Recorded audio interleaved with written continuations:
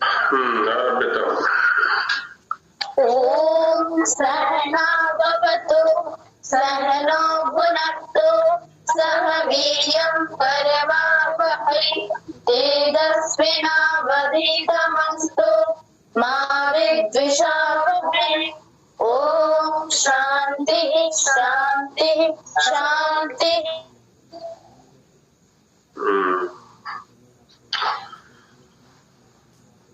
शिक्षायां कस्यचित् वर्णस्य किम् उच्चारणस्थानम् इति अत्र प्रकरणं विचार्यते। किस वर्ण का उच्चारण स्थान क्या है, इस पर चर्चा चल रही है। तो कन्या गुरुकुल में बच्चे हैं, तो वो बताएं वकार का उच्चारण स्थान क्या है। वकार व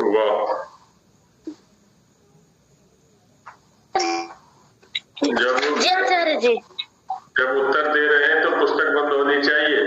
जब प्रश्नोत्तर काल होता है पुस्तक नहीं खुली रहे किसी की भी। ये वकार का दंत और ओष्ठ से उच्चारण करते हैं। तो और भी कोई स्थान है या एक ही स्थान है? श्रीकणी स्थान भी इसका उच्चारण स्थान है।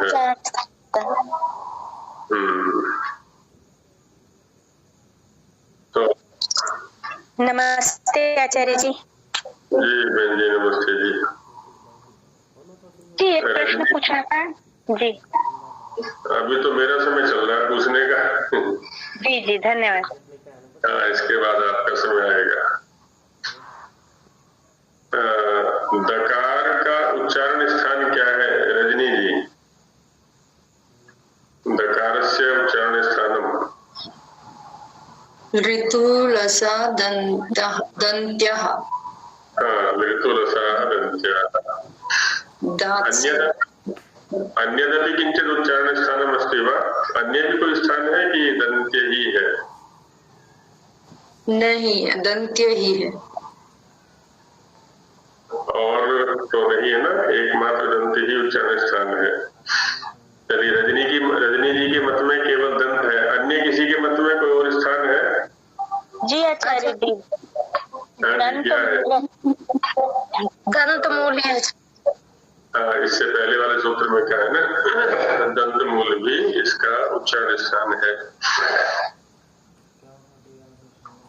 अच्छा अब यदि हम सोचें कि एक वर्ण है ड, तो डकार का उच्चारण स्थान क्या होगा? शिवानी जी हैं? शिवानी जी नहीं आई हैं अभी। संगीत जी हैं? डकार से उच्चारण स्थान जी, डकार से ड आचार्य जी ऋतुषा मूर्धन्या। ऋतुरषा मूर्धन्या, तो उसमें ट जो है वो ट ठ ड ढ ड़। ठीक बिल्कुल ठीक है। बिल्कुल और चार को जुड़े हुए हैं। झ का उच्चारण स्थान क्या है? झ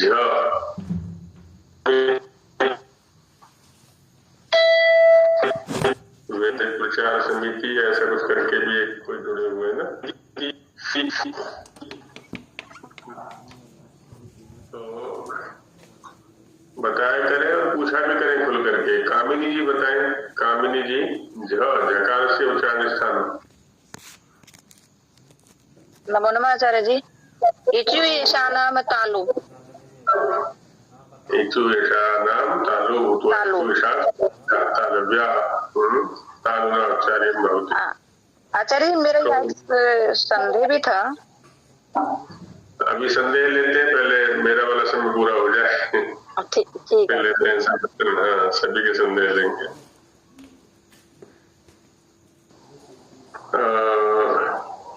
सकारस्य उच्चारण स्थानम किमस्ति? सतीश जी हैं, सतीश कुमार जी। सकार का उच्चारण स्थान क्या है?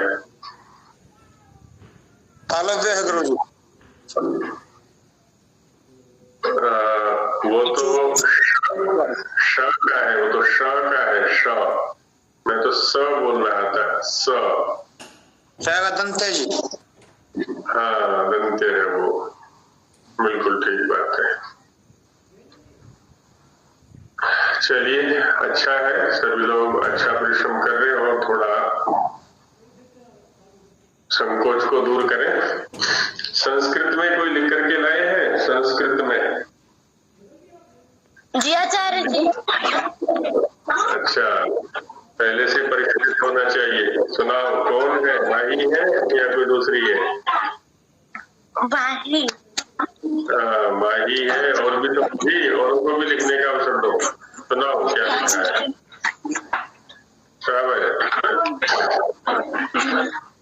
आचार्य जी, मैं सुषमा बोल रही हूँ। मैं बोल रही हूँ। लिखा भी तुमने ही है या दूसरे के लिखे को सुनाओगे? अपना लिखा, अपना लिखा। अपने से लिखना है। सुनाओ।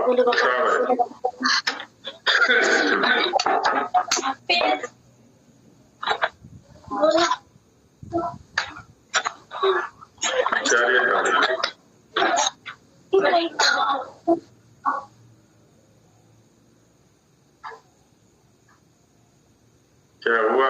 खोज रही हो अभी? जी आचार्य जी। जी आचार्य जी। बोलो।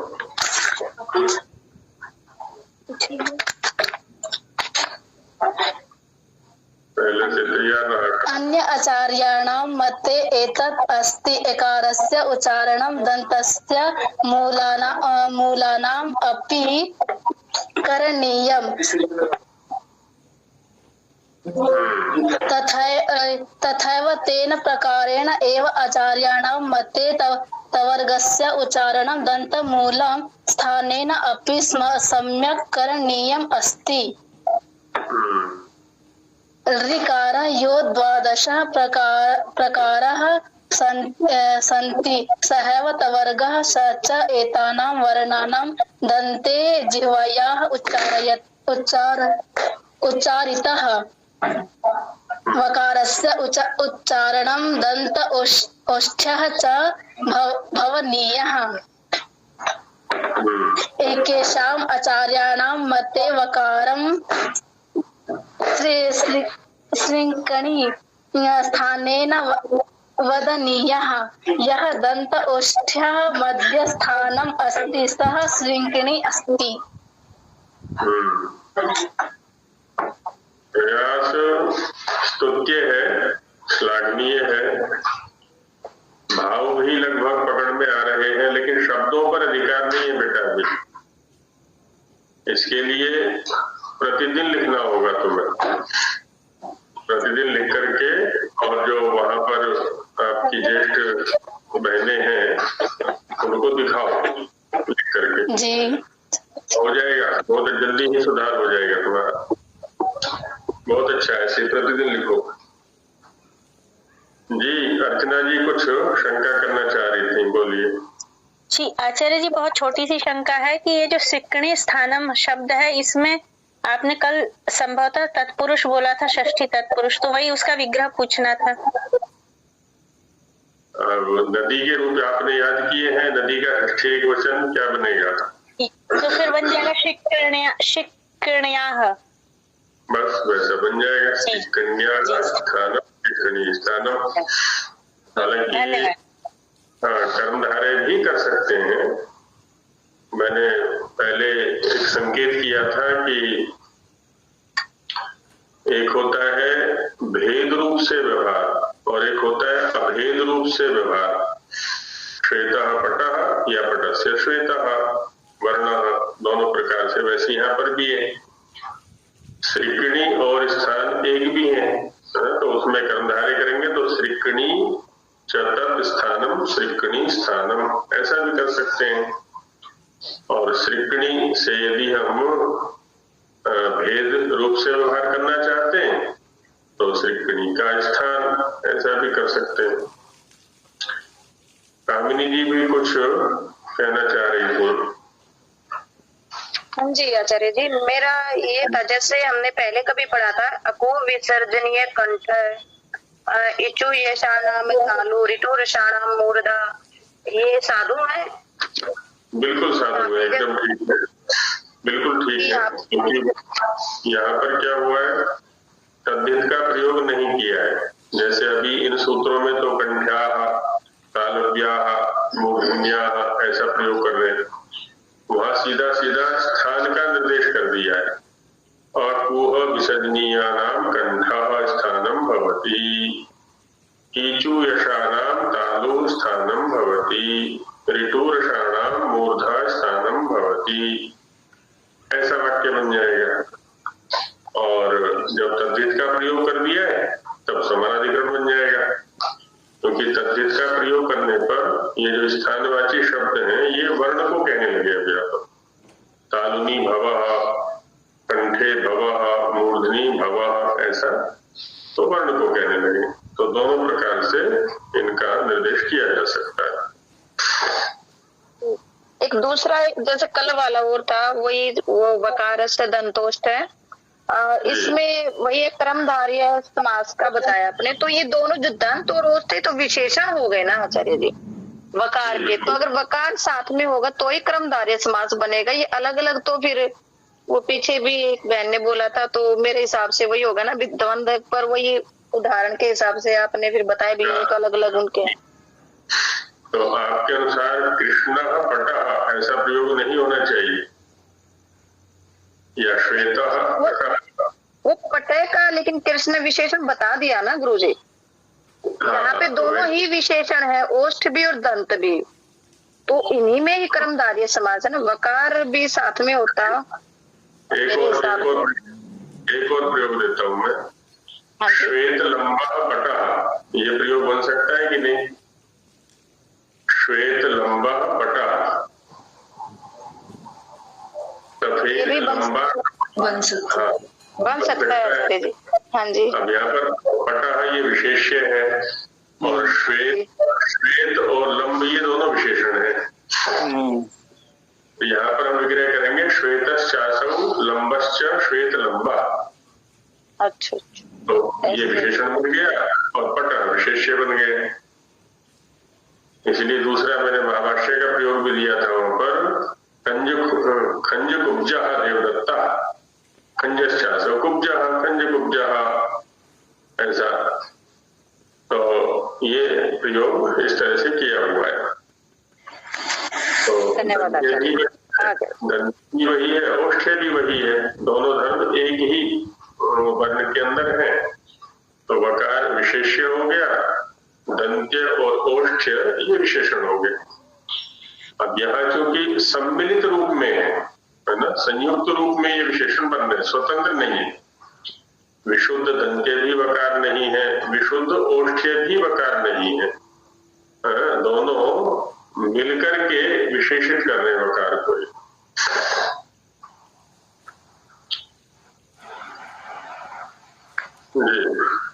और किन्हीं का कुछ है जिज्ञास्य? आचार्य जी, ये यहाँ पे रेफो दंत मूल्य एके साम, तो दंत मूल्य और एके साम यहाँ पे संधि हो सकती है? आप बताओ, हो सकती है कि नहीं हो सकती है? तो यहाँ पे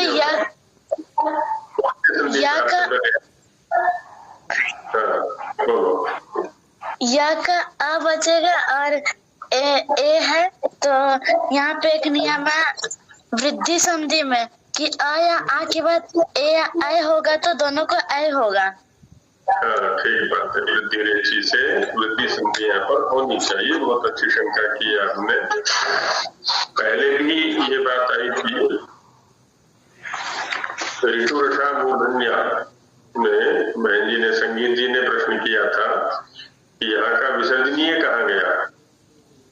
ऋतुरसा मूर्धन्या में जो विसर्जनीय है, जैसे वह था ऊपर जो शास्त्रालव्या में स हो गया है, तो ऋतुरसा मूर्धन्या का मूर्ध ये ये ध्यान है तुम्हारे?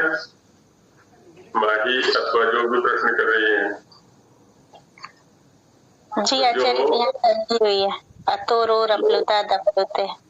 तो यहाँ पर क्या हुआ था? लोप हो गया था, यह होकर के लोप शाकल्य से लोप हो गया था। वही कार्य वहां भी हुआ है। दंतमूलीय के बाद जो विसर्जनीय है उसका भी लोप हो गया।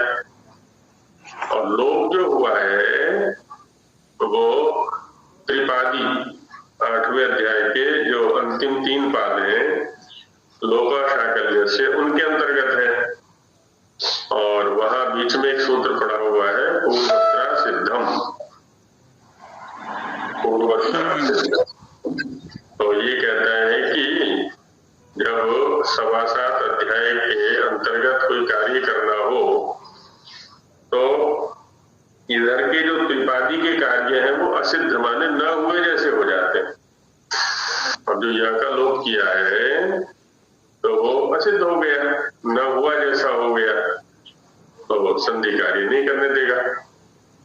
एक सूत्र याद किया होगा तुमने, न धातु लोप आर्ध धातु के। यहाँ पर भी यही स्थिति है, धातु लोप अ है, आर्ध धातु के आ है, तो अकस स्वर्ण दीर्घ लगना चाहिए यहाँ पर भी। लेकिन यहाँ भी क्या हुआ था? लोपे सप्तमी एक वचन है, धातु लोपे, एक को अयादेश हो गया, और उस यकार का लोप हो गया। अब जैसे ही हम संधि करने चलेंगे तो वो कह देगा कि मैं तो यहाँ बैठा हुआ हूँ भाई, मेरे रहते हुए तुम संधि नहीं कर सकते। तो वो असिद्ध कोटि में है जो लोप है वहां पर। तो वही स्थिति यहाँ पर भी बंदी, इसलिए संधि कार्य नहीं होगा, अलग अलग ही प्रयोग ऐसे ही होगा। हाँ जी, और कुछ है किसी का? धन्यवाद आचार्य जी। जी नमस्ते आचार्य जी। जी बबली जी।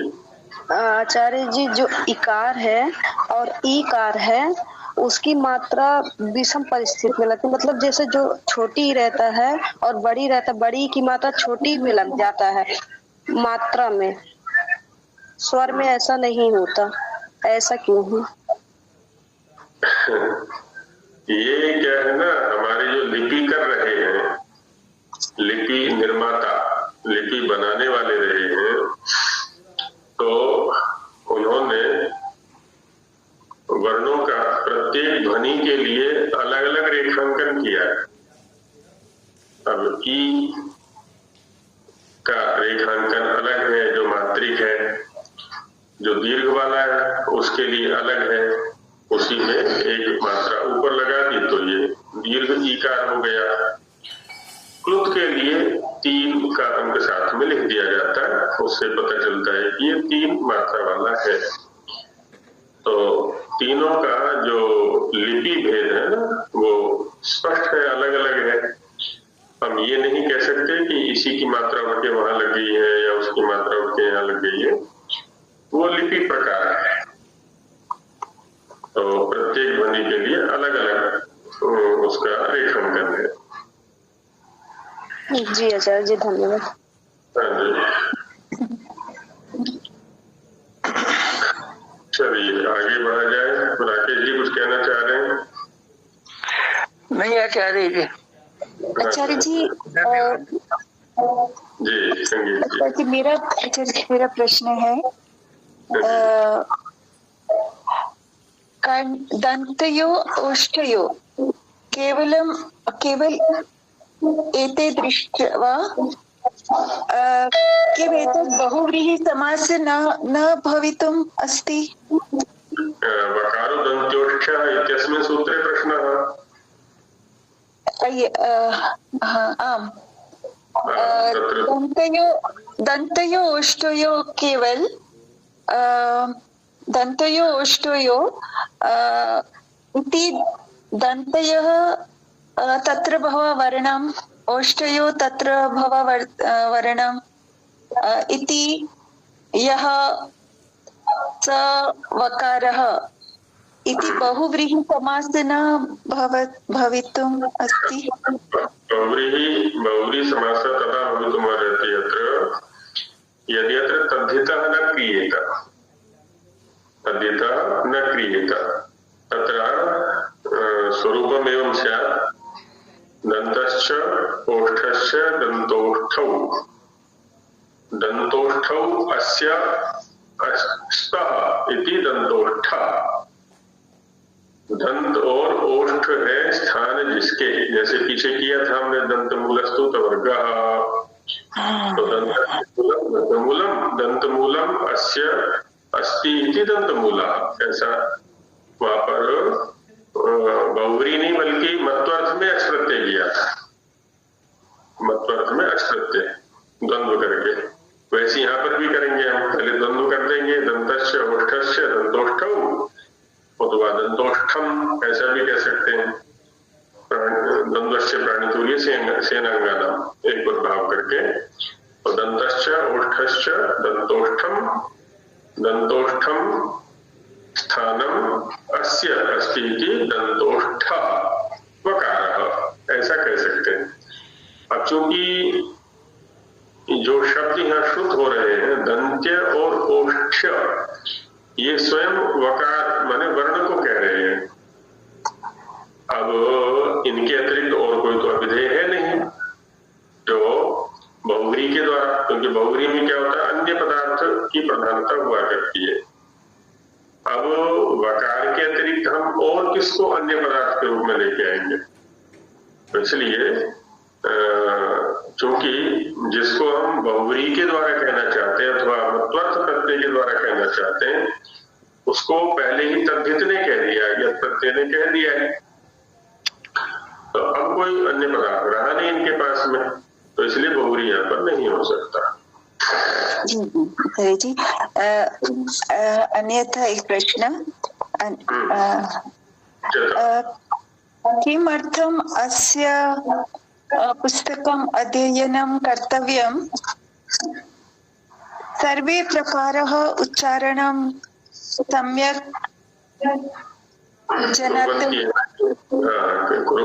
सर्वेपि सर्वेषां वर्णानाम् उच्चारणं जानन्त्येव। स्वरः केवलं त्रयः सन्ति,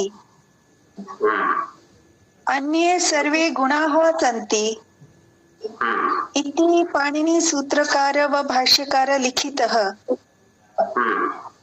किमर्थं वयं ग्रहीम अन्य तु अपि? एवमस्ति, अस्माकं पार्श्वे द्विविधं ज्ञानं वर्तते।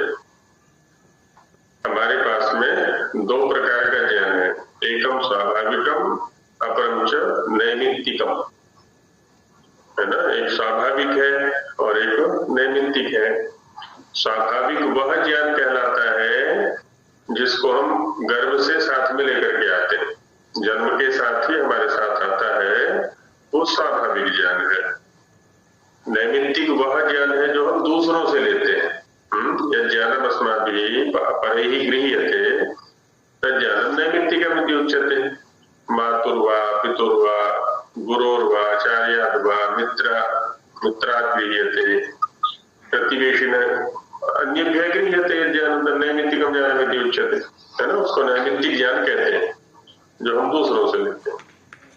यदि हमारी माताएं शिक्षित हैं, हमारे पिता शिक्षित हैं और हमारे जो पढ़ाने वाले हैं वो शिक्षित हैं, तो यह विद्या जो है ना उच्चारण से ही आ जाएगी, फिर ग्रंथ की आवश्यकता नहीं। लेकिन यदि माता पिता और जो प्राथमिक शिक्षा देने वाले हैं वो शिक्षित नहीं है, वर्णोच्चारण विद्या शुद्ध रूप में उनके पास नहीं है, तो फिर हमें इसको अध्ययन करना पड़ेगा।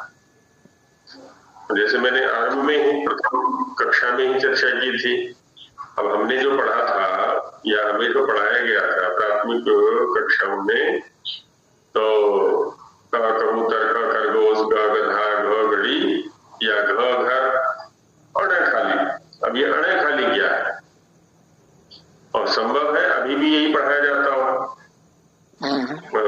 जो प्राथमिक कक्षाएं हैं संभव अभी भी पढ़ाया जाता हो। उदात्त अनुदात्त स्वरित की तो कोई चर्चा ही नहीं है, प्लुत की भी कोई चर्चा वहां पर नहीं है, और अनुस्वार आदि जो यम ये अयोगवाय है उनकी भी लगभग चर्चा नहीं है। तो एक तो स्वरूप बोध इनका नहीं है, दूसरा क्या है, हम सभी को वेदाध्ययन भी करना है, और वेदाध्ययन करना है तो वहां तो शुद्ध उच्चारण में ही तात्पर्य है। या तो गुरुमुख से वेदाध्ययन करें, मंत्रों का उच्चारण करें।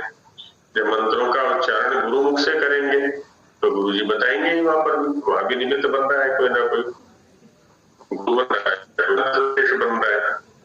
तो चूंकि हमें वह अवसर बचपन से उपलब्ध नहीं हुआ कि वर्णों का जो स्वरूप है, संख्या है, धर्म है, गुण है, एक जो समग्र परिचय है वो हमें प्राप्त नहीं हो सका है, तो इसलिए अभी हमें ये तो सब पढ़ना पड़ रहा है।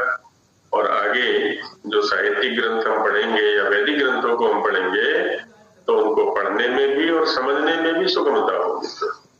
अतएव एषा ग्रंथास्माभिः पाठ्यते च ऋषि परंपरायाम्।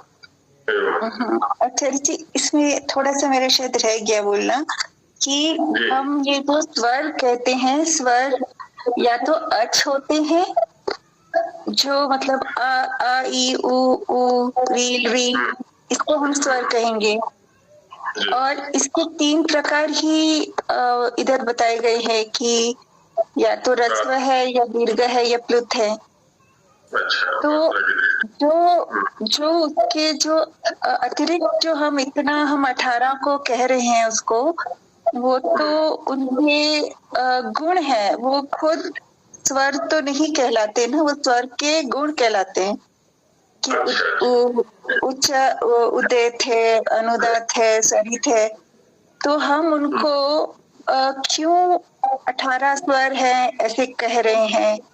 जब हम ई को कहते हैं तो हम ई को किस उससे परिमाण से कह रहे हैं कि ये बस 18 ई है, और हम ऐसे क्यों नहीं कह रहे कि 3 ही है, ये 3 है, ह्रस्व दीर्घ प्लुत? यदि कोई आपसे प्रश्न करे कि आपके कितने नाम हैं, तो गिना पाएंगे आप कितने नाम हैं आपके? एक ही नाम है या अनेक नाम है आपके? नहीं, मेरा नाम तो एक है, लेकिन कई लोग मुझे अलग अलग तरीके से बुलाते हैं। मेरे गुणों के हिसाब से, मतलब जो गुण देखते हैं या जो रिश्ता देखते हैं उस हिसाब से। तो मतलब हमें ये जो पाणिनि के जो ग्रंथ है उसके हिसाब से अगर हम बोलेंगे तो हम 3 ही बोलेंगे ना आचार्य जी? बिल्कुल बिल्कुल ठीक कहा आपने। ई एक ही है, मूल में जो ई है वो ई एक ही है। हम ये कह सकते हैं कि उस ई को 18 प्रकार से बोला जाता है। बोला जा सकता है नहीं, अभी तो बोला जाता है। व्यावहारिक सत्ता 18 प्रकार की उसकी है ऐसी, और 18 प्रकार से बोला जाता है ना। उसकी जो सत्ता है, उच्चारणगत सत्ता, व्यावहारिक सत्ता 18 प्रकार की उपलब्ध होती है। अब ये चर्चा हमारी कई बार आ चुकी है कि गुण के भेद से गुणी में भी भेद कर दिया जाता है ना। एक बच्चा देवदत्त, जवान देवदत्त, प्रौढ़ देवदत्त, और जो है वृद्ध देवदत्त, विवाहित देवदत्त, ब्रह्मचारी देवदत्त, गृहस्थ देवदत्त, वानप्रस्थ देवदत्त, सन्यासी देवदत्त, व्यापारी देवदत्त, किसान देवदत्त। अब देखिए, अब ये देवदत्त एक भी है। हम यदि कहें कि द्रव्य तो एक ही है, खाली गुणों का ही तो भेद हो रहा है, अवस्थाओं का भेद हो रहा है काल से। और हम ये भी कह सकते हैं कि अवस्था भेद से, गुण भेद से ये भिन्न ही है। और लोक में भी प्रयोग किया जाता है, अरे भाई तुम तो एकदम बदल गए, अब तो पहले वाले नहीं रहे, तुम्हारा तो नया ही अवतार हो गया है, नया ही रूप धारण कर लिया है, आदि आदि व्यावहारिक स्तर पर हम देखते हैं।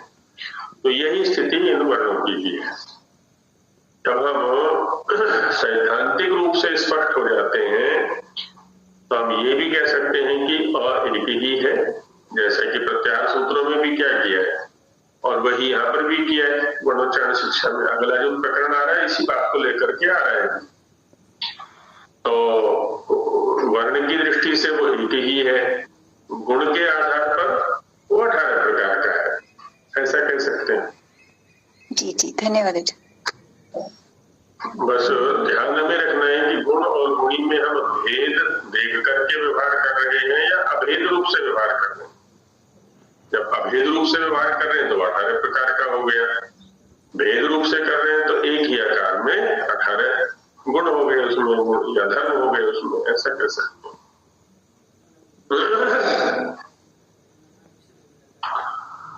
चलिए आगे बढ़े। और किन्हीं का तो कुछ नहीं है उच्चारणीय। बहुत अच्छी शंकाएं कर रहे हैं सभी और ये देख करके बड़ा अच्छा लग रहा है कि संस्कृत में भी प्रयास किया जा रहा है। भले ही स्खलन है, आरंभिक स्थिति है, लेकिन प्रयास स्तुत्य है सभी का, अन्य लोग भी करें। मैं संस्कृत अभी नहीं बोल पा रहा हूँ क्योंकि अन्य कुछ लोग हैं जिनका संस्कृत का अभ्यास नहीं है, वो संभवतः शब्दों को न पकड़ पाए क्योंकि सैद्धांतिक चर्चा है और सिद्धांत से वंचित रह जाएंगे। हाँ जी आचार्य जी। जी जी नमस्ते जी। जी जी जी अच्छा जी।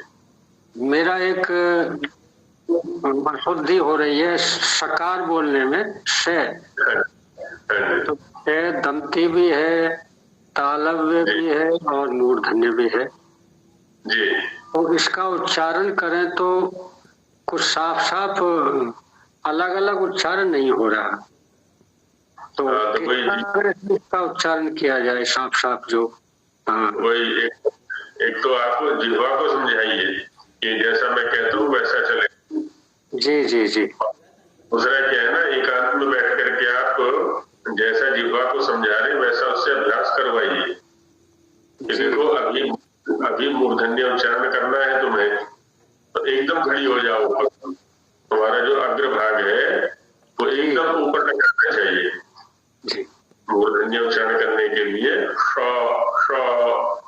कि तुम्हारा जो चोंच वाला मुख वाला भाग एकदम ऊपर लगाओ उसको। ये शुरू में दंती बोलते हैं हम तो से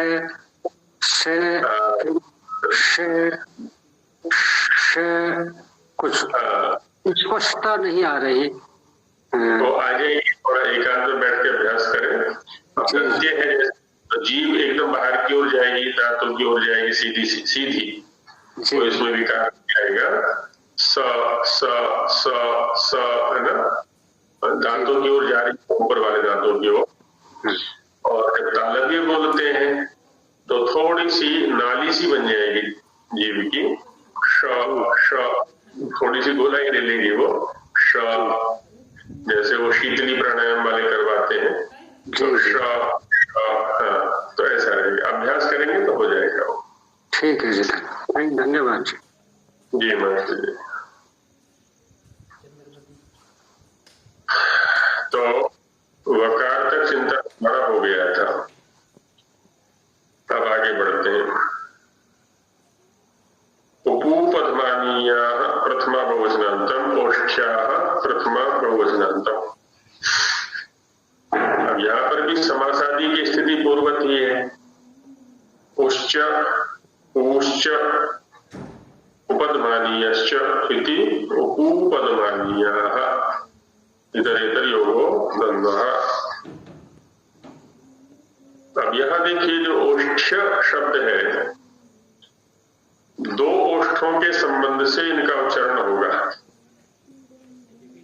अधरोष्ठ भी और ऊपरयोष्ठ भी है ना, दोनों के सम्मिलित प्रयास से ये उच्चारण होगा।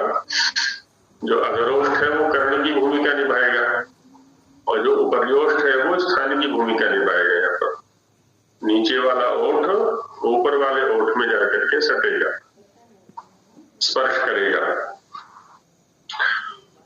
तो सूत्र के स्वरूप के अनुसार हम ये भी कह सकते हैं ओष्ठयोः भवः या भवाः ओष्ठ्याः, है ना, दोनों ओष्ठों पर होने वाले।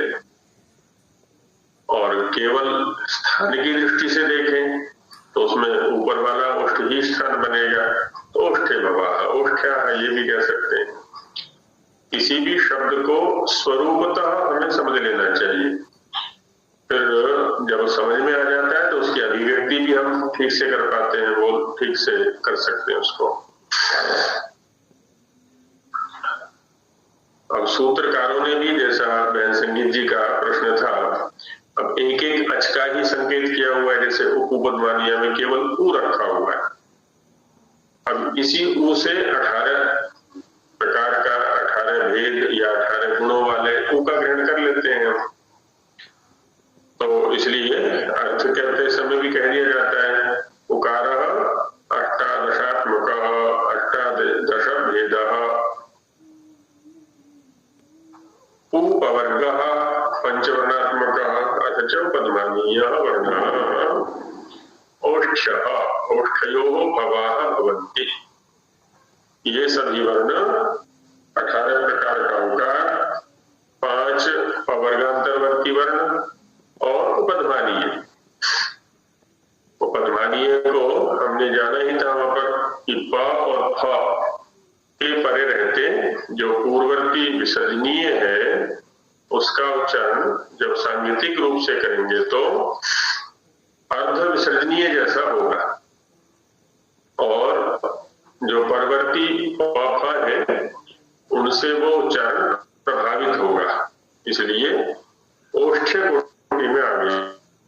तो जो विसर्जनीय है वो तो कंठ्य अथवा उरस्य है, जैसा पहले चर्चा करके आए हैं। लेकिन जैसे ही वो कवर्ग के सानिध्य में आता है तो जिह्वा मूल से उच्चरित होता है, कवर्ग के सानिध्य को ग्रहण करता है तो ओष्ठ्य हो जाता है। तो पर वाले वर्ण का प्रभाव उस पर पड़ जाता है। संधियां जिन्होंने पढ़ी है अथवा आगे चल के पढ़ेंगे ही हम सभी, वहां हम देखा करते हैं कि जब दो वर्ण अत्यंत समीप आते हैं, चाहे वो स्वर हो चाहे व्यंजन हो, क्योंकि परासन्निकर्ष संहिता, तो उनमें से किसी एक वर्ण में विकृति उत्पन्न हो जाती है, वो अपने स्वरूप को बदल देता है। कहीं पूर्ववर्ती वर्ण में होता है, कहीं परवर्ती वर्ण में होता है, और कभी कभी ये भी होता है कि दोनों वर्ण ही विकृत होकर के कोई तीसरे ही स्वरूप को धारण कर लेते हैं। व्यंजनों में भी यही होता है। तो वैसे यहाँ पर भी है ना, विसर्जनीय पर प्रभाव पड़ गया परवर्ती वर्ण का, तो वह उपधमानीय। तो ऊ में तो क्या होता है, दोनों ही ओष्ठ गोलाकार बन जाते हैं ऊ, जबकि प फ ब भ म इनमें नीचे वाला ओष्ठ ऊपर वाले ओष्ठ का जाके स्पर्श कर लेता है सीधा। और उपधमानीय में भी यही स्थिति रहेगी, देव पचति वृक्ष फलति, ऐसी स्थिति बन जाती है। तो ये ओष्ठ्य वर्ण हो गए। अब आते हैं अनुस्वार यमाः प्रथमा बहुवचनान्तं नासिक्याः प्रथमा बहुवचनान्तं अनुस्वारश्च यमाश्च इति अनुस्वार यमाः। अब देखिए स्वामी जी ने जो पीछे 4 यम के रूप में वर्ण दिखाए हैं, उनमें जो ड़ अक्षर है चतुर्थ वाला है, उसका तो नासिका के साथ में कोई संबंध ही नहीं है, तो स्थान के साथ में संवाद नहीं हो रहा है। स्थान का जो सूत्र है, यह कह रहे हैं कि अनुस्वार यमाः नासिक्याः, है ना, अनुस्वारः यमाश्च चत्वारः इत्येते वर्णाः नासिक्याः, नासिकायां भवा भवन्ति, नासिकायां भवा नासिक्याः। अन्य किसी स्थान का कोई व्यापार इसमें नहीं है, विशुद्ध नासिक्य है, ये नासिका से ही उच्चारणीय है। मुखगत अन्य किसी स्थान का कोई व्यायाम या व्यापार इसमें नहीं है। जबकि ळ जो अक्षर है विशुद्ध मुख के अंदर उच्चरित हो रहा है, वो तो अन्य में तो कह सकते हैं। हालांकि जो जैसा पाणिनीय सूत्र है मुख नासिका वचनो नासिका, क्योंकि अनुनासिक क्या है ना, स्वतंत्र वर्ण नहीं है। अनुनासिक एक क्या है, धर्म है। जैसा हमने अक्षों के भेदों में देखा, अनुनासिक और सानुनासिक करके, ऐसे ही वर्ग के जो पंचम वर्ण है उनमें भी नासिक्य ध्वनि है, लेकिन अपना अपना स्थान भी है। जैसे अ है, अ कंठ्य है। अब कंठ के साथ साथ जैसे ही हम नासिका को भी लगा देते हैं तो वो सानुनासिक हो जाता है। तो अपना अपना स्थान तो रहता ही है उस वर्ण का, साथ में नासिका भी हो गया। ऐसे ही म में क्या हुआ, ओष्ठ तो है ही उसका अपना, नासिका भी साथ में हो गया। य सभी में ऐसी स्थिति है। तो यह कह रहे हैं कि जो यम वर्ण है वो विशुद्ध नासिक्य है, अन्य किसी स्थान की कोई भूमिका उसमें नहीं है। तो जो परिभाषा हमने लिखी थी प्रातिशाख्यों के आधार पर, उसके साथ में इसका मेल खाता है, क्योंकि वहां पर वो विशुद्ध नासिक्य ध्वनि है। अनुस्वार तो नासिक्य है ही। अनुस्वार एक स्वतंत्र वर्ण है, लिपि के अंतर्गत भी है, उच्चारण में भी है ना। जैसे हम लिखते हैं अंश, अंश, तो अंश या अंश कुछ भी लिखे हम, अंश का अर्थ होता है स्कंध, कंधा। अंश का अर्थ होता है विभाग, खंड, टुकड़ा, अवयव। तो वहां पर पहले विशुद्ध कंठ्य ध्वनि है अ, उसके बाद विशुद्ध नासिक्य ध्वनि है अंग, अंग। यदि हम अ को सानुनासिक बोलेंगे तो वह दोनों का मिश्रित उच्चारण होगा और अ के साथ अनुस्वार बोलेंगे तो पहले अ उच्चारण होगा, उसके बाद हम नासिका पर जाएंगे। अंग, अंशा, अंशा, तो दोनों में ये भेद हो जाता है। तो यम भी नासिक्य है और अनुस्वार भी यह भी नासिक्य है। कंठ्य नासिक्यम अनुस्वारम एके। कंठ्य नासिक्यम प्रथमा एकवचनांतम, अनुस्वारम प्रथमा एकवचनांतम एके, प्रथमा बहुवचनांतम। यह कंठ्य नासिक्य में भी वही समास होगा जो दंत्योष्ठ्य में था। कंठे भवः कंठ्यः, नासिकायां भवः नासिक्यः, कंठ्यस्यासौ नासिक्यस्येति कंठ्य नासिक्यः, तम कंठ्य नासिक्यम। तो कर्मधारय समास हो गया। एके आचार्याः अनुस्वारम कंठ्य नासिक्यम वदन्ति उतवा उच्चारयन्ति। कुछ आचार्य ऐसा कहते हैं कि जो अनुस्वार है वो कंठ्य नासिक्य है। अब यह है क्या, प्रातिशाख्य ग्रंथों में जो वर्णों का निर्देश किया गया है, विशेष रूप से अयोगवाह वर्णों का, जैसे हम व्यंजन का निर्देश करते हैं तो उसमें क्या अ की सहायता लेते हैं, क, ख, ग, घ। बिना अच की सहायता के व्यंजन की सत्ता नहीं है, तो अ का सहयोग लिया। वैसे ही अनुस्वार आदि के निर्देश के लिए भी अ का सहयोग ले लेते हैं वो। इत्यनुस्वार अब जब हम अ की सहायता से अनुस्वार को निर्दिष्ट कर रहे हैं तो निश्चित रूप से पहले कंठ्य ध्वनि रहेगी और बाद में नासिक्य ध्वनि रहेगी, है ना। व्याख्याकारों का ये कहने का तात्पर्य है कि वास्तव में तो नासिक्य ही है। अब चूंकि निर्देश उसका बिना अ के नहीं कर सकते तो संभव है, उस दृष्टि से इन्होंने कह दिया कि ये कंठ्य नासिक्य है, वस्तुतः वो नासिक्य ही है।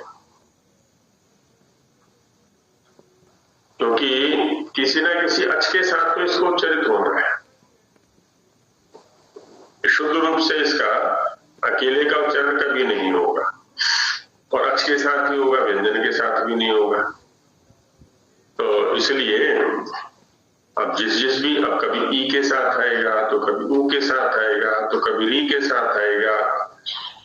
तो देखा जाए तो उस अक्ष का तो अपना उच्चारण स्थान रहेगा, अनुस्वार का अपना रहेगा नासिक के रूप में।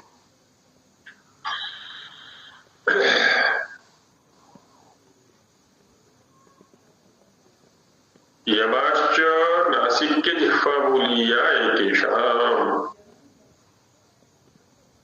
यमाः प्रथमवचनान्तं च विपदं नासिक्य जिह्वामूलीयाः प्रथमभोजनान्तम् एकेषाम् षष्ठी बहुवचनान्तम्। नासिक्य जिह्वामूलीया में पूर्वत कर्मधारय समास रहेगा।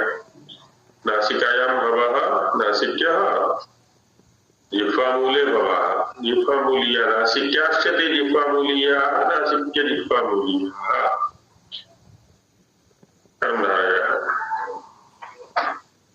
यमाः चत्वारः ये यमवर्णाः सन्ति ते अपि एकेषाम् आचार्याणां मतेन नासिक्य जिह्वामूलीयाः सन्ति। नासिकया जिह्वामूलेन च सहैव उच्चारणीयाः भवन्ति इति वेदितव्यम्। कुछ लोग ये कहते हैं, कुछ आचार्यों का मत ये है कि जो यम है वो नासिका और जिह्वामूल दोनों की सहायता से उच्चरित होते हैं। विशुद्ध नासिक्य न होकर के उसके साथ साथ जिह्वामूल का भी प्रयोग है। अब यहां यदि देखें तो हालांकि आगे अंतिम से पूर्ववर्ती प्रकरण में चर्चा की जाएगी, यमों का कोई लिप्यात्मक स्वरूप नहीं है, लिखने वाला स्वरूप नहीं है, केवल ध्वन्यात्मक स्थिति है उसकी। तो अब अच्छा, स्वतंत्र की स्थिति नहीं है, जैसा हमने देखा था, किसी न किसी वर्ग के प्रथम द्वितीय तृतीय चतुर्थ वर्ण और उधर पंचम वर्ण के मध्यवर्ती स्थिति इसकी रहती है जब भी यम की उपलब्धि होती है। अब यहां क्या है कि उच्चारणाभ्यास काम कर रहा है सिद्धांत में। अब जिसका जैसा उच्चारणाभ्यास हुआ उसके अनुसार उन्होंने प्रतिपादन कर दिया है। किसी देश भेद से, प्रांत भेद से, आचार्य भेद से ये भेद हो जाया करते हैं। तो ये कह रहे हैं कि नासिका और जिह्वामूल दोनों के सहयोग से ही यमों का उच्चारण होना चाहिए इनके अनुसार। लेकिन सामान्य स्वीकृत जो सिद्धांत है वो है नासिका वाला, अनुस्वार यमा नासिक्याः, वो सामान्य स्वीकृत सिद्धांत। ये पाक्षिक है, वैकल्पिक है, एक देशी है ना, क्वाचित है, कहीं क्षेत्र विशेष का कह सकते हैं। क्योंकि शब्दों के अर्थों के स्तर पर भी ये देखा गया है, किसी शब्द का एक अर्थ ऐसा है जो सामान्य स्वीकृत है, सर्वत्र प्रयोग में आता है, लेकिन कोई अर्थ विशेष ऐसा भी है जो कहीं क्षेत्र विशेष में प्रसिद्ध है। तो वहां जाएंगे तो उस शब्द का वह अर्थ विशेष उपलब्ध होता है, सामान्य संकुचित कह लें उसको, शब्दों के प्रसंग में देखा जाता है। जैसे एक शब्द है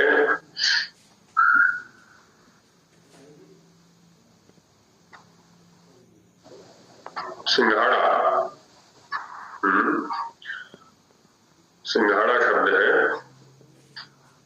तो सिंघाड़ा शब्द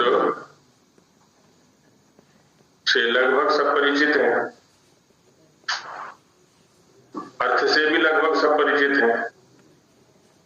उत्तर भारत वाले ही हैं, बिहार के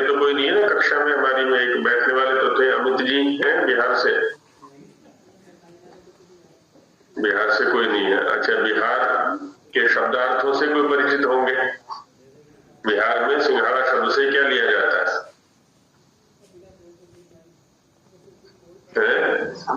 समोसा,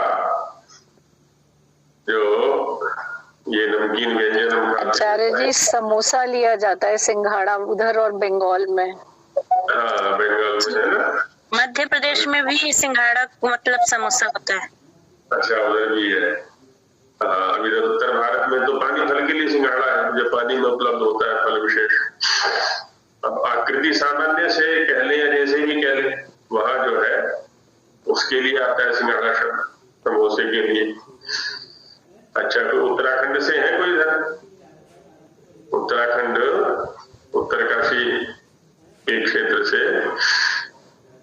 कोई होंगे तो उधर नासिका से निकलने वाला जो मल है उसके लिए सिंघाड़ा शब्द का प्रयोग होता है। अब वहां यदि हम यहाँ के अनुसार प्रयोग करें, माने बिहार के अनुसार या उत्तर भारत के अनुसार उत्तराखंड में जाकर के प्रयोग करेंगे तो वहां संभाव्य विवाद का विषय बन जाए। तो क्षेत्र विशेष में अर्थ विशेष, तो कुछ सामान्य अर्थ होते हैं जो सामान्य स्वीकृत हैं, और कुछ क्षेत्रीय अर्थ हुआ करते हैं। ऐसे उच्चारणों के स्तर पर भी बात हो जाती है। ये वैचित्र्य हर स्तर पर मिलेगा। जब सरसों का तेल होता है, अब सरसों के तेल को कहीं कड़वा तेल बोलते हैं, कहीं मीठा तेल बोलते हैं। अब वहां पर भी क्षेत्र विशेष के अनुसार मान्यता है। तीखा तेल, कड़वा तेल, मीठा तेल आदि आदि जो भी।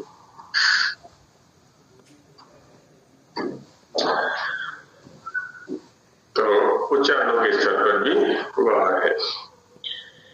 एदैतौ कंठतालव्यौ, एदैतौ प्रथमादिवचनान्तं कंठतालव्यौ प्रथमादिवचनान्तं, एच्च ऐच्च इति एदैतौ इतरेतर योगो द्वंद्वः, दो वर्ण हो गए यहाँ पर।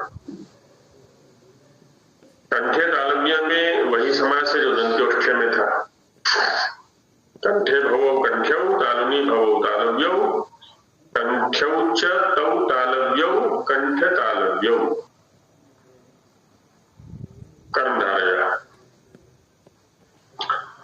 क्योंकि यहाँ जो स्थानों की स्थिति है इन वर्णों के उच्चारण में वो सम्मिलित है, एकल नहीं है। केवल कंठ से भी उच्चारित नहीं होते, केवल तालु से भी उच्चारित नहीं होते, दोनों के सम्मिलित प्रयास से इनका उच्चारण होता है। तो इसलिए कर्मधारय समास यहाँ पर किया गया।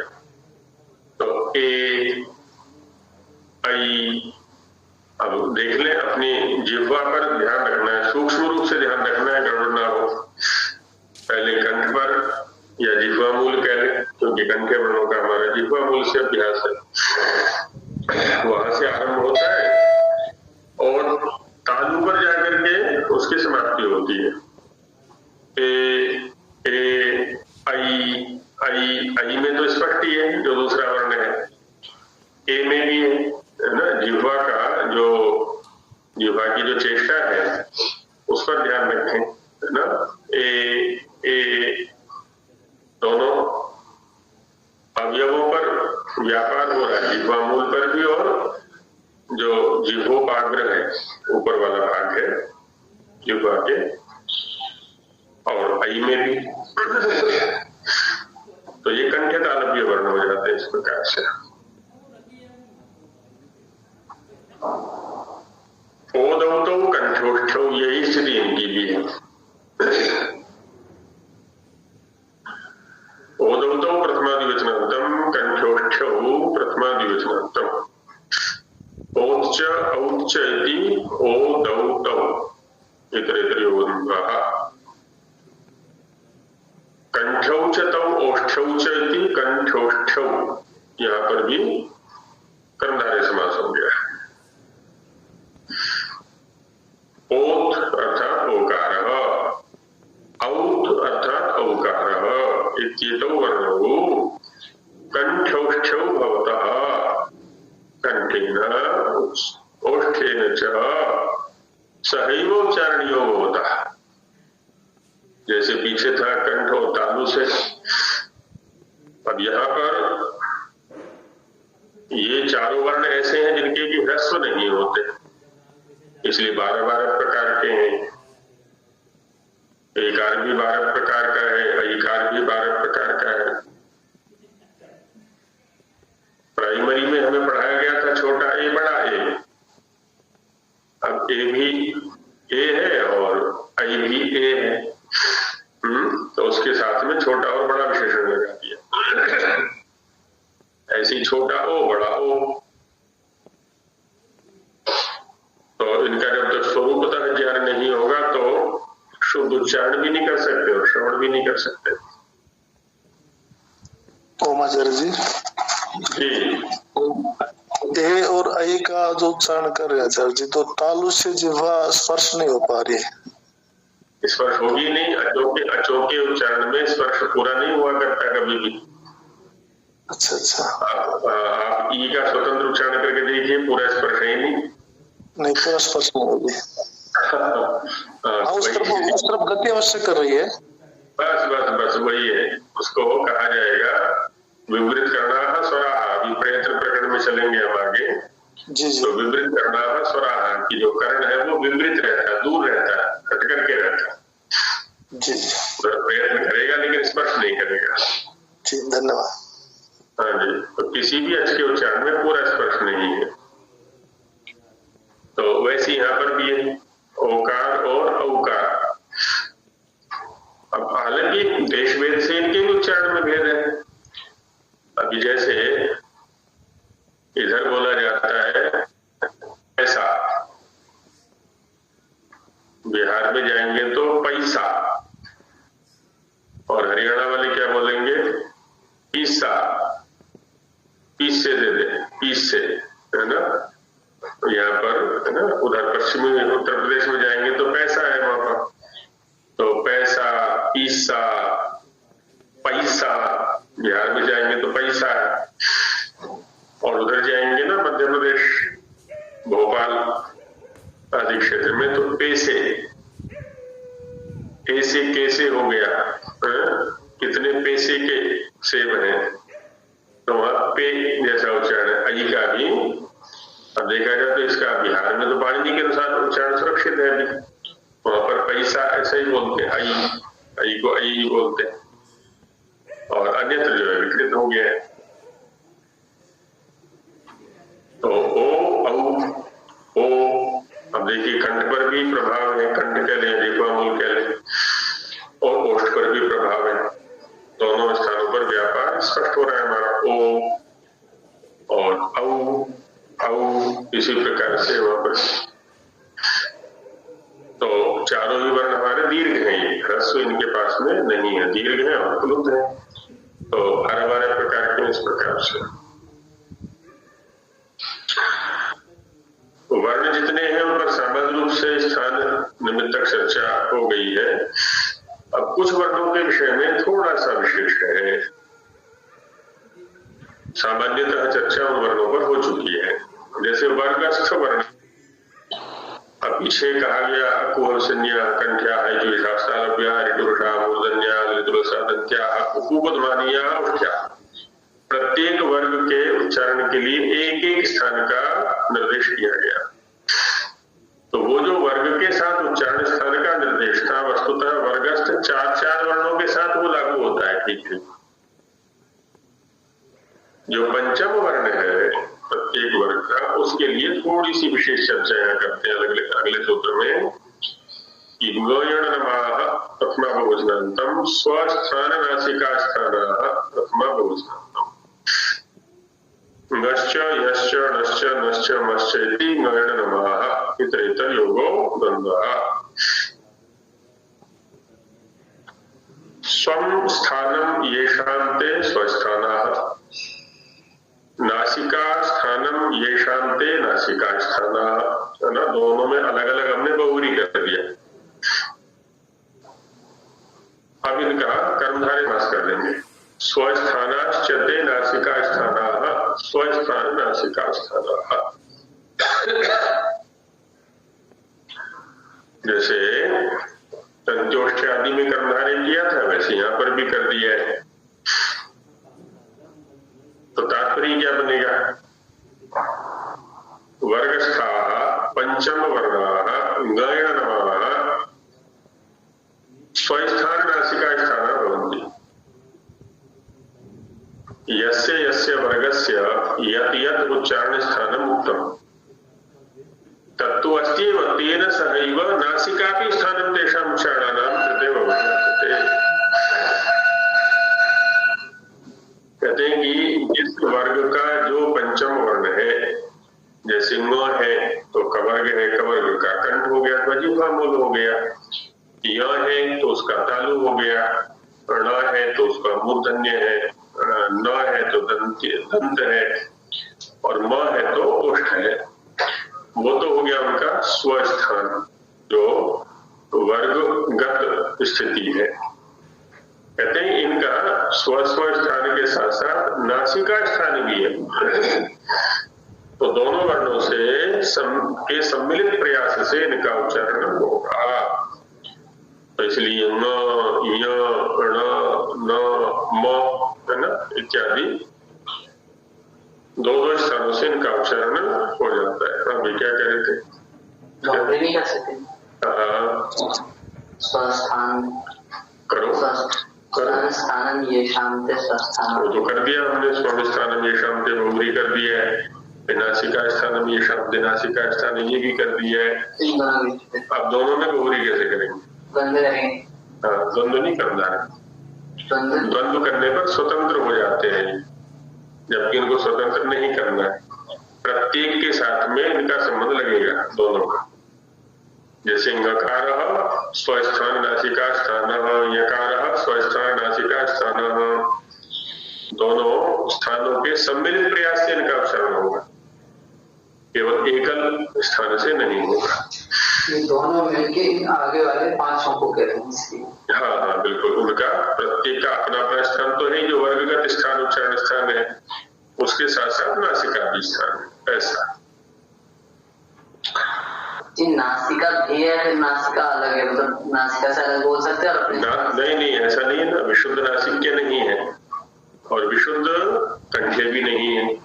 दोनों के सम्मिलित प्रयास से, जैसे एदयितौ थे, ओदौ थे या उधर वकार था, तो वैसी स्थिति इनकी भी है। म, न, त, न है ना। त विशुद्ध दंत्य है, न दंत के साथ साथ नासिका भी, म, प विशुद्ध ओष्ठ्य है, म ओष्ठ के साथ साथ जो है नासिका भी। ऐसा 39वें और 40वें सूत्रों में जिन वर्णों की चर्चा की गई उनके लिए एक नाम है संध्यक्षर। सम्मिलित से दिखाई पड़ते हैं वो। संधियों के प्रसंग में भी वृद्धि रेचि आद्गुण आदि के प्रसंग में उनकी स्थिति दिखाई पड़ती है, तो उनको संध्यक्षर ऐसा नाम दे दिया गया। दो दो स्थानों के सांगीतिक स्वरूप है वो एक तरह से। इसलिए कहा कि द्वे द्वे वर्णे संध्यक्षराणाम आरंभ के भवता इति। एक सिद्धांत ये दिया। द्वे प्रथमा द्विवचनांतम, द्वे प्रथमा द्विवचनांतम वर्णे प्रथमा द्विवचनांतम संध्यक्षराणाम षष्ठी बहुवचनांतम आरंभ के प्रथमा द्विवचनांतम भवतः क्रियापदम इति अव्ययपदम। संध्यक्षराणाम ए ऐ ओ औ इत्येतेषां वर्णानां द्वे द्वे वर्णे आरंभके भवतः इति मंतव्यम्। जिन्होंने संधियां पढ़ी हैं उनके लिए तो स्पष्ट ही है ना, आद्गुण वृद्धि रेचि। अच्छा, यहाँ पर भी क्या हो रहा है? दो दो स्थान है इनके। बाकी वर्णों के पास तो एक एक स्थान है, इनके पास दो दो स्थान है। कंठ भी है, तालु भी है, कंठ भी है, ओष्ठ भी है। तो कुछ आचार्यों ने समझाने का प्रयास किया कि ऐसा है, ये दो दो वर्णों के सम्मिश्रित रूप है। एक तरह से दो दो वर्ण मिलकर के इनके आरंभक हैं, इनको बनाने वाले हैं, इनको स्वरूप में लाने वाले हैं। तो आई औ, अब इनमें तो स्पष्ट दिखाई पड़ता है उच्चारण में भी, आई औ ए ओ इनमें मिश्रित स्वरूप उपलब्ध होता है। सरेफा रिवर्ण, सरेफा प्रथम रिवर्ण प्रथमा। हालांकि शिक्षाकारों के यहाँ पर रेफ का कोई उपयोग नहीं है, वैयाकरणों के यहाँ पर इसका उपयोग आएगा। तो उन्हीं की दृष्टि से माने जो लाक्षणिक ग्रंथ हैं हमारे, व्याकरण है, प्रातिशाख्यादि हैं, उनकी दृष्टि से यहाँ सिद्धांत रखा जा रहा है। तो रेफेण सहित सरेफा बहुव्रीहि, तेन सहित तुल्य हो गए, सूत्र से बहुव्रीहि समास हो गया। रिवर्ण ऋकार सरेफा भवति इति मंतव्यम, जो ऋकार है अथवा रिवर्ण है वो रेफ सहित है, ऐसा मानना चाहिए। तो व्याकरण के अंदर रेफ निमित्तक जो कार्य है, रेफ के कारण से होने वाले जो कार्य हैं या रेफ को होने वाले जो कार्य हैं वो रिवर्ण में भी हो जाते हैं या रिवर्ण के कारण भी हो जाते हैं। अब कहते हैं कि ये तो अच के अंदर है, अब रेफ के अंदर रखेंगे तो क्या, रेफ भी इसके अंदर रखेंगे तो क्या व्यंजन भी बनेगा ये? तो कहते नहीं। अब जैसे माता होती है कोई, माता के अंदर गर्भस्थ शिशु की सत्ता है, लेकिन वो माता के ग्रहण से ही गृहीत होता है। शिशु की कोई स्वतंत्र अलग से सत्ता नहीं है। तो वैसी ही स्थिति ऋकारस्थ रेफ की भी है। तो इसमें कहा भी है वैयाकरणों ने कि ऋकारे रेफः गर्भवत प्रविष्टः, ऋकार के अंदर रेफ गर्भ के समान प्रविष्ट हो गया है। जैसे माता के अंदर गर्भ प्रविष्ट है, वैसे ही ऋकार के अंदर रेफ भी प्रविष्ट है। तो वह माता के ग्रहण से गृहीत होता है, ऐसे यहाँ पर ये ऋकार माने अच के ग्रहण से गृहीत होता है। ऋकार कहीं पर भी व्यंजन के ग्रहण से गृहीत नहीं होता। अब कुछ कार्य हैं जैसे कृपोरोला है, लत्तो करना है, ऋडुषाह मूर्धन्य को रसाभ्याम लोड़ा समान पदे है, अणत्व करना है ना, कुछ इस प्रकार के कार्य हैं। तो वो ऋकार को निमित्त मान करके भी कर लिए जाते हैं। तो ऐसे इस प्रकार से ये वर्णों के उच्चारण पर चर्चा हो गई है। अब कल चूंकि अवकाश रहेगा, 48 घंटे का समय मिलेगा, तो अब तक जितना भी हुआ है हमारा, इस सबका सिंहावलोकन सोमवार को कर लिया जाएगा, उच्चारण स्थानों का भी और पीछे का भी। तो यदि कोई निबंध लिख सके तो बहुत अच्छा रहेगा, पूरे प्रकरण को लेकर संस्कृत में लिख सके तो अच्छा है, नहीं तो हिंदी में लिख लें। जैसा भी लिखने का भी अभ्यास चला है, लेखनी को भी अभ्यास करना है। चलिए अब यहीं विराम लेते हैं, समय हो गया।